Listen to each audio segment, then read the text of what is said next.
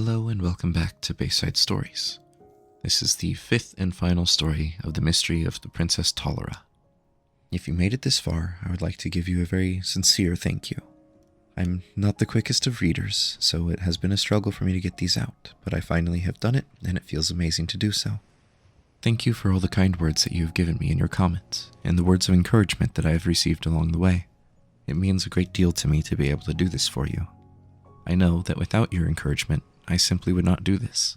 I will do my best to repay you by giving you more books and stories to immerse yourself in the world of Tamriel. Thank you.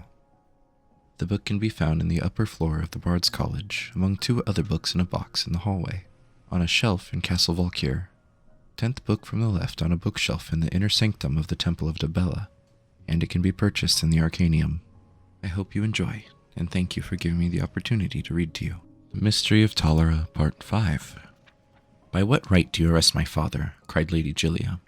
"What has he done?" "I arrest the King of Camlorn, the former Duke of Olwan, by my right as an Imperial commanding officer and ambassador," said Lord Strahl. "By the right of law of the Emperor of Tamriel, which supersedes all provincial royal authority." Gyna came forward and tried to put her hand on Gillia's arm, but she was coldly rebuffed. Quietly, she sat down at the foot of the throne in the now empty audience chamber. "This young lady came to me, having completely recovered her memory, but the story she told was beyond incredible. I simply couldn't believe it," said Lord Strahl. "But she was so convinced of it, I had to investigate. So I talked to everyone who was here at the palace 20 years ago to see if there could be any truth to it. Of course, at the time of the King and Queen's murder and the princess's disappearance, there was a full inquiry made. But I had different questions to ask this time, questions about the relationship between the 2 little cousins, Lady Gillia Reyes and the princess. I told everyone over and over again. I don't remember anything at all about that time in my life," said Gillia, tears welling up. "I know you don't. There has never been a question in my mind that you witnessed a horrible murder, and that your memory lapse, and hers," said Lord Strahl, gesturing towards Gyna, "are both very real. The story I heard from the servants and other people at the palace was that the little girls were inseparably close. There were no other playmates, and as the princess's place was to be close to her parents, so the little Lady Gillia was always there as well. When the assassin came to murder the royal family, the king and queen were in their bedroom, and the girls were playing in the throne room. When my memories came back to me, it was like opening a sealed box," said Gyna solemnly. "Everything was so clear and detailed, like it all happened yesterday, not 20 years ago. I was on the throne, playing Empress, and you were hiding behind the dais, pretending you were in a dungeon I had sent you to. A man I had never seen burst into the room from the royal bedchambers, his blade soaked in blood. He came at me, and I ran for my life. I remember starting to run for the dais, but I saw your face, frozen in fear, and I didn't want to lead him to you, so I ran for the window. We climbed on the outside of the castle before, just for fun. That was one of the first memories that came back to me when I was holding onto the cliff. You and I on the castle wall, and the king calling up to me, telling me how to get down. But that day, I couldn't hold on. I was trembling so much, I just fell and landed in the river.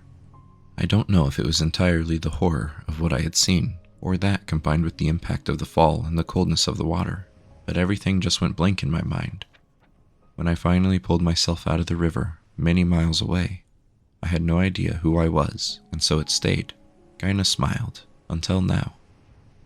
"So you are the Princess Talara," cried Gillia.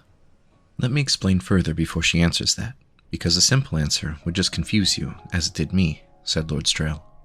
"The assassin was caught before he managed to escape the palace. In truth, he had known he was going to be caught.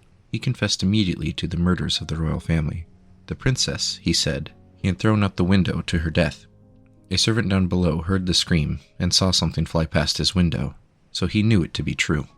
It was not for several hours that little Lady Gillia was found by her nursemaid, Ramkey, hiding behind the dais, coated with dust, shivering with fear, and unable to speak at all. Ramkey was very protective of you," Strahl said, nodding to Gillia.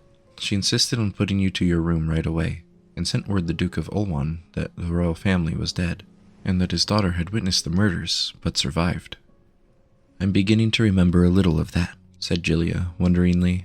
"I remember laying in bed with Ramkey comforting me. I was so muddled and I couldn't concentrate. I remember I just wanted it all to be playtime still. I don't know why. And then I remember being bundled up and taken to the asylum. It'll all come back to you soon, Gyna smiled. I promise. That's how I began to remember. I just caught one detail, and the whole flood began. That's it, Julia began to sob in frustration. I don't remember anything else except confusion. No, I also remember Daddy not even looking at me as I was taken away, and I remember not caring about that, or anything else. It was a confusing time for all, so particularly so for little girls, especially little girls who went through what you two did, said Lord Strail sympathetically. From what I understand, as soon as he received the message from Ramkey, the Duke left his palace in Ulwan, gave orders for you to be sent to the private sanitarium until you'd recovered from your ordeal, and set to work with his private guard torturing the assassin for information. When I heard that no one but the Duke and his personal guard saw the assassin after he gave his initial confession, and that no one was present but the Duke and his guards when the assassin was killed trying to escape, I thought that very significant. I spoke with Lord Errol, who I knew was one of those present, and I had to bluff him, pretending I had more evidence than I did. I got the reaction I was hoping for, though it was a dangerous gambit. At last he confessed to what I already knew to be true. The assassin, Lord Strail paused, and reluctantly met Julia's eyes, had been hired by the Duke of Ulwan to kill the royal family, including the princess as heir, so that the crown might be passed to him and his children. Julia stared at Lord Strail, aghast. My father. The assassin had been told that once the Duke had him in custody, he'd be paid and prison break would be arranged. The thug picked the wrong time to be greedy and tried to get more gold. The Duke decided that it would be cheaper to silence him, so he murdered him then and there, so the man would never tell anyone what really happened. Lord Strail shrugged. No tragic loss as far as murder goes. In a few years' time, you returned from the sanitarium, a little shaken, but back to normal, except for a complete absence of memory about your childhood. And in that time, the former Duke of Ulwan had taken his brother's place as the King of Camlorn. It was no small maneuver. No, said Julia quietly. He must have been very busy. He remarried and had another child. No one ever came to visit me in the sanitarium but Ramkey.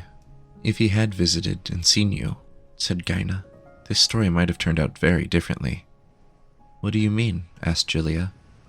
That's the most amazing part, said Lord Strail. The question has long been whether Gyna is the Princess Talara. When her memory returned, she told me what she remembered. I put several pieces of evidence together. Consider these facts. The two of you look remarkably alike now after 20 years of living very different lives. As little girls and constant playmates, you looked nearly identical. At the time of the assassination, the murderer who had never been there before only saw one girl on the throne, who he assumed to be his quarry. The woman who found Lady Julia was her nursemaid Ramkey, a creature of unstable mind and fanatical devotion to her charge. The type would never accept the possibility of her beloved little girl had been the one who disappeared. The nursemaid was the only single person who knew both Princess Talara and the Lady Julia, who visited you while you were in the sanitarium. Finally, said Lord Strail, consider the fact that when you returned to court from the sanitarium, 5 years had passed and you had grown from a child to a young lady. You looked familiar, but not quite the same as your family remembered you, which is only natural. I don't understand, cried the poor girl, her eyes wide because she didn't understand. Her memory was falling together like a terrible flood. Let me explain it like this, said her cousin, wrapping her in her arms. I know who I am now. My real name is Julia Reyes. The man who was arrested was my father, the man who murdered the king. Your father. You are the Princess Talara.